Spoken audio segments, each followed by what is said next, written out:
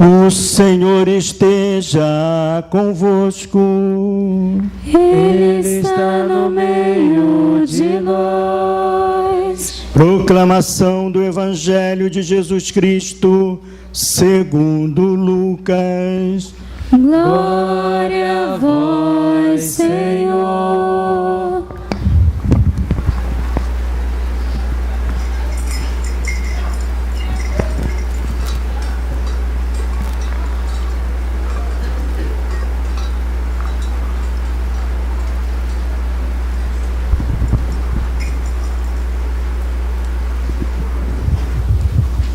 Completou-se o tempo da gravidez de Isabel e ela deu à luz a um filho. Os vizinhos e parentes ouviram dizer como o Senhor tinha sido misericordioso para com Isabel e alegrava-se com ela. No 8º dia foram circuncidar o menino e queriam dar-lhe o nome de seu pai, Zacarias. A mãe, porém, disse: não, ele vai chamar-se João. Os outros disseram: não existe nenhum parente teu com esse nome. Então fizeram sinais ao pai, perguntando como ele queria que o menino se chamasse. Zacarias pediu uma taubinha e escreveu: João é o seu nome. E todos ficaram admirados. No mesmo instante, a boca de Zacarias se abriu, sua língua se soltou e ele começou a louvar a Deus. Todos os vizinhos ficaram com medo e a notícia espalhou-se por toda a região montanhosa da Judéia. E todos os que ouviam a notícia ficavam pensando: o que virá a ser este menino? De fato, a mão do Senhor estava com ele, e o menino crescia e se fortalecia em espírito. Ele vivia nos lugares desertos até o dia em que se apresentou publicamente a Israel. Palavra da salvação. Glória a vós, Senhor.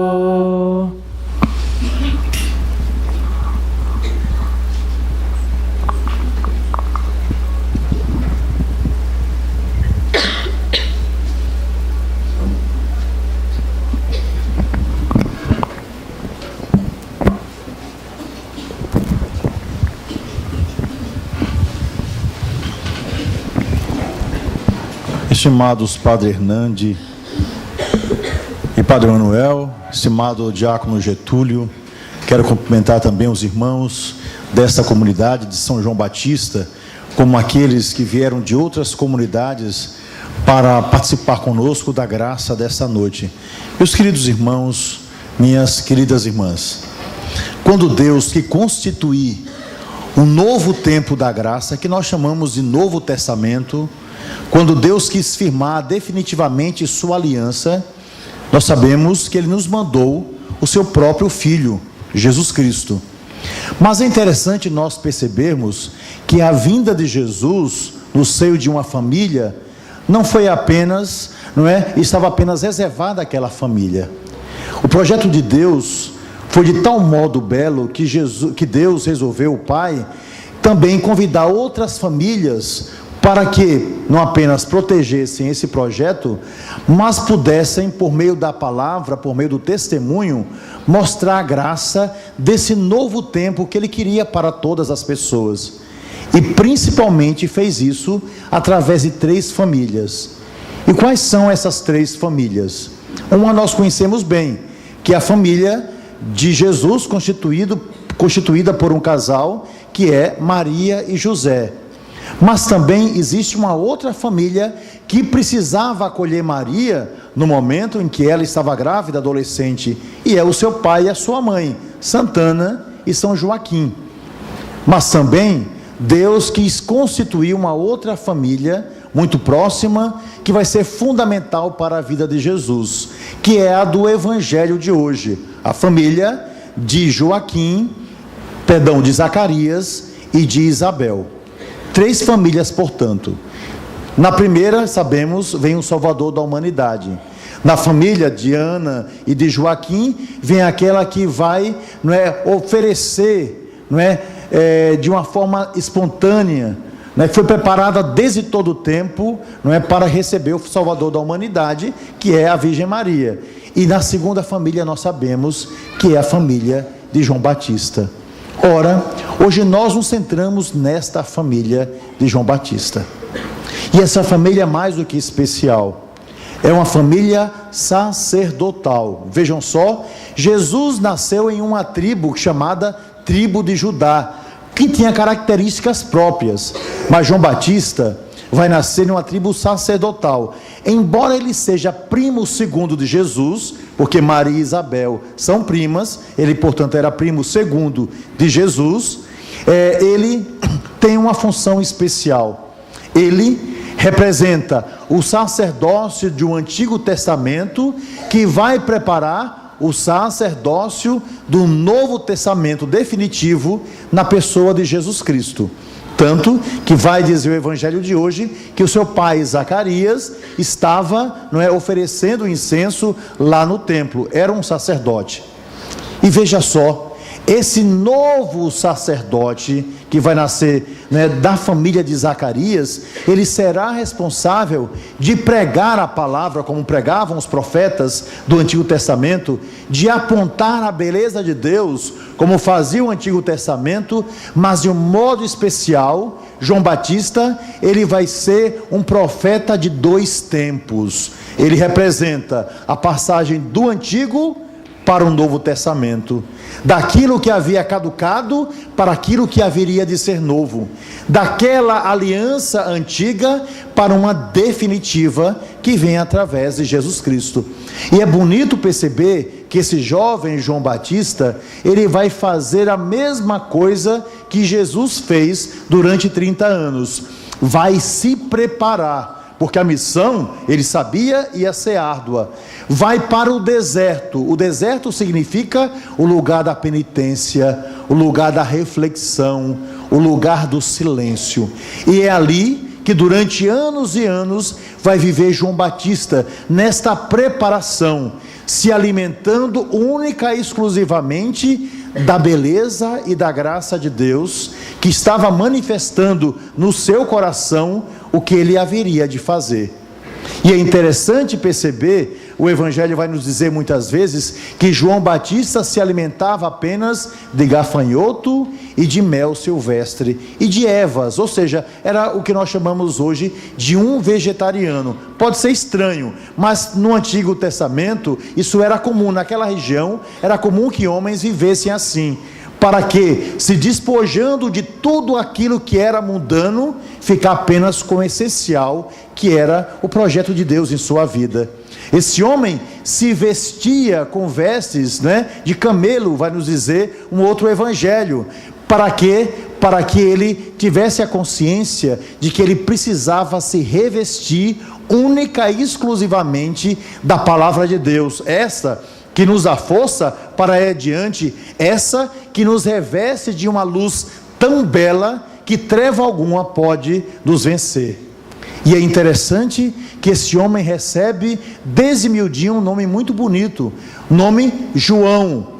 A palavra João significa Deus é misericordioso, Então João Batista vai pregar diante de todos os povos a misericórdia de Deus. Como? Apontando a misericórdia viva, que é Jesus, apontando o amor presente em nosso meio, que é Jesus, e através do seu testemunho, homens e mulheres vão seguir João Batista. Mas vejam só, meus irmãos e minhas irmãs, a beleza da vida deste homem.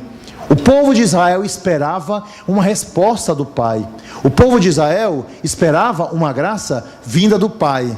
O povo de Israel esperava um tempo novo. E em João Batista eles viram a possibilidade desse tempo e dessa graça. E muitos até imaginavam: será que João Batista não é o Messias esperado? Será que esse homem tão diferente, certamente tão magro, tão esquálido, será que esse homem, não é, que come diferente da gente, será que esse homem que vive em um lugar diferente do lugar onde nós vivemos, será que esse homem que vive na penitência, não seria ele o salvador da humanidade que nós estamos esperando? E João Batista, humildemente, tira o foco de luz dele e coloca o foco de luz em Jesus. E diz: não sou eu batismo com a água que vocês conhecem, mas ele vai batizar pelo Espírito Santo. Não sou eu não sou digno sequer de desatar as sandálias dos seus pés. Não sou eu, não olhem para mim, mas olhem para aquele que é o Salvador. Eu não preciso ser estrela, eu não preciso ser absolutamente nada, porque eu encontrei dentro da minha família o significado de toda a minha vida, e ele aponta Jesus Cristo. Meus irmãos e minhas irmãs, hoje nós estamos celebrando esse homem de coragem, homem de fé, homem que fala a verdade, homem que vive a verdade, homem que é capaz de tudo deixar para seguir o novo em Jesus Cristo, homem totalmente despojado daquilo que é supérfluo, daquilo que é mentira, para viver a verdade plena que Jesus veio trazer à humanidade, homem que, seguido por tantos outros homens, deseja desaparecer, para que aqueles que o seguiam agora possam enxergar Jesus Cristo. E muitos discípulos de João Batista vão exatamente seguir aquele que é o Senhor. E assim, João Batista tem muito a nos ensinar no dia de hoje, quando nós celebramos o seu nascimento. Em primeiro lugar, é na família que nós devemos construir a beleza da graça de Deus no primeiro momento, em primeiro lugar. Nesta família, João Batista encontrou a força necessária daquilo que nós chamamos conversão. Afinal de contas, não é? Tanto Zacarias quanto Isabel vão deixar a antiga lei para encontrar a aliança definitiva em Jesus Cristo. Então é na família, é no meio dos nossos filhos, com a nossa esposa, com o nosso marido, em meio à nossa parentela, que nós devemos proclamar em primeiro lugar a palavra de Deus, principalmente pelo nosso testemunho, porque às vezes é difícil a gente pregar entre as pessoas que não são muito próximas a palavra de Deus, porque nem sempre nós somos o santinho que nós imaginamos, e as pessoas cobram muito da gente. Então é ali que João Batista vai nos mostrar que nós devemos proclamar a palavra de Deus pelo nosso testemunho. Em segundo lugar, nós não devemos jamais ficar apegado a pessoa alguma, no sentido de ser escravizado por essa pessoa, mas todas as pessoas, a exemplo do sacerdote, a exemplo do bispo, do diácono, dos agentes de pastorais, nessas pessoas não acabam, digamos, aquilo que nós procuramos. Por isso que nós nunca devemos nos decepcionar por aqueles até que são ministros, porque eles são apenas instrumentos que devem nos levar a Deus. Foi exatamente essa consciência que João Batista deu aos seus discípulos naquele momento, ou seja, não se prendam a mim. Ele vai dizer isso plenamente. Não olhem apenas para mim. O que eu faço é única e exclusivamente para servir aquele Senhor. Olhem para Ele. E quando a gente tem essa consciência no seio da igreja, a gente vem à missa, a gente vem à comunidade, a gente vem, não é, para a celebração, não por causa do padre, não por causa do diácono, não obrigado por A, por B, por C. A gente busca o tempo todo, única e exclusivamente, aquele que pode me dar a vida e a salvação, e Ele é Jesus Cristo. Foi exatamente isso que João Batista fez. E quando nós temos essa consciência, nós não nos decepcionamos, porque Jesus não nos decepciona jamais. Então essa é a graça desse homem. E ao mesmo tempo João Batista faz com que nós enxerguemos, não é, nele aquilo que é fundamental para conseguir chegar a Jesus Cristo. É preciso o quê? Humildade. É isso que esse homem traz. É preciso o quê? Serenidade.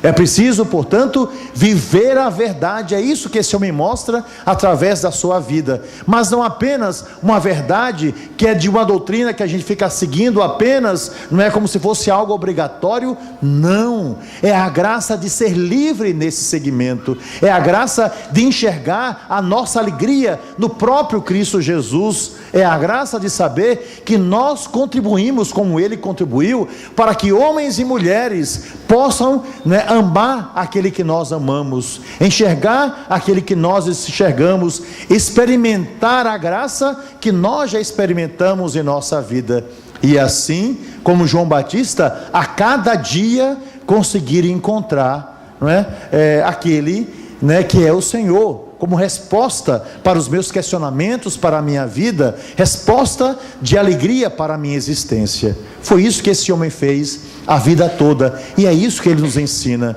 Encontrou a verdade, seguiu a verdade e foi capaz de entregar a sua vida por causa daquela verdade. É um mártir.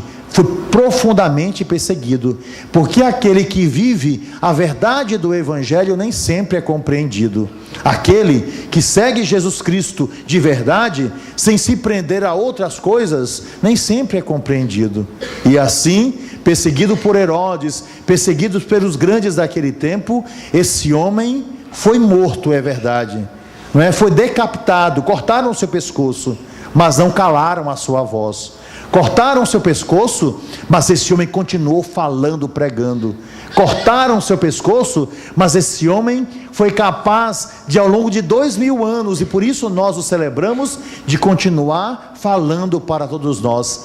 Endireitai os caminhos, ou seja, endireitem a vida de vocês, não é? Por quê? Porque agora vem o Senhor. Endireitem a vida de vocês, se convertam. Foi isso que João Batista disse. Endireitem aquilo que não está bom, deixem de lado o pecado e busquem a vida da graça. E assim ele se tornou o santo que nós veneramos, e assim até hoje ele tem muito a nos dizer, porque a transparência de sua vida nos leva tão somente ao coração daquele que ele tanto amou e que ele tanto serviu, que foi Jesus Cristo. Assim, meus irmãos e minhas irmãs, alegria, não tenhamos medo. Alegria, João Batista nos alerta para o tempo novo da graça. Alegria, vamos tentar outra vez. E se algumas coisas são extremamente difíceis, como a perseguição que João Batista sofreu, tenham certeza que um dia é da caça e o outro é do caçador. Mas, inegavelmente, todos os dias são os dias oferecidos a Deus. E é isso que nós buscamos quando celebramos São João Batista. E para concluir, essa minha palavra que já vai longa, não é? Eu gostaria de contar uma historinha para vocês, historinha de animal. Me lembrou agora a diferença entre João Batista, não é, e Herodes, né, aquele que o perseguiu. E por causa disso, eu gostaria de, celebrando o nascimento desse tão grande homem, lembrar toda a sua vida através dessa história, não é? Para ver qual é a última resposta dada por Deus à humanidade. Existiam dois animais que sempre se falavam, não é? Sempre conversavam, mas um nunca havia visitado o outro. Era uma raposa, sempre matreira, e a outra era uma garça, não é? Que tinha um bico muito longo. Vocês conhecem garça?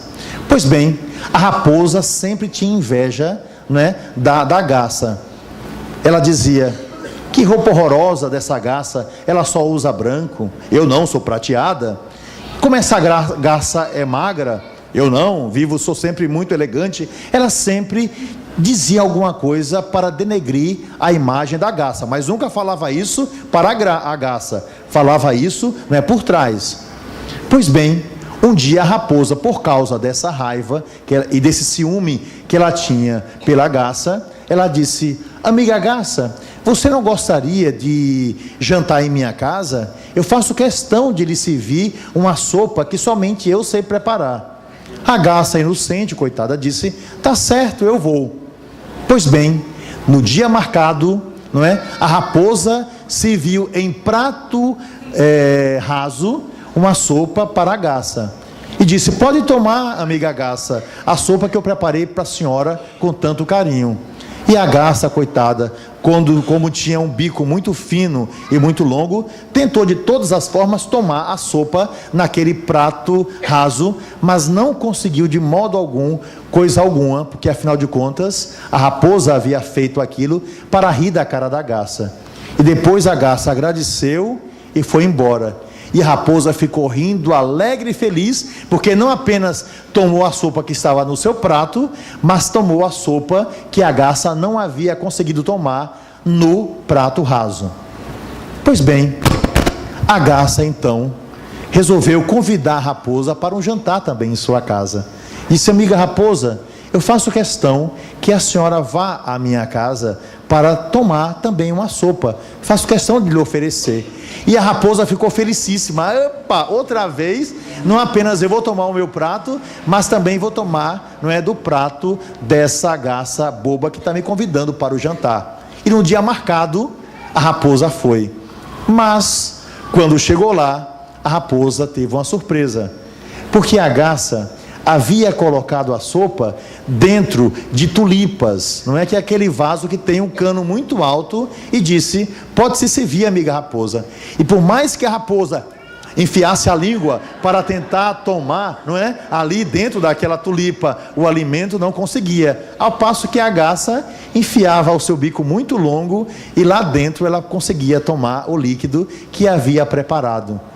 E depois de agradecer, a raposa saiu com o rabo entre as pernas, por saber que, devido à sua maldade, querendo enganar a sua amiga, ela é que acabou, não é, recebendo como troco, não é, a vergonha pela maldade que antes havia praticado.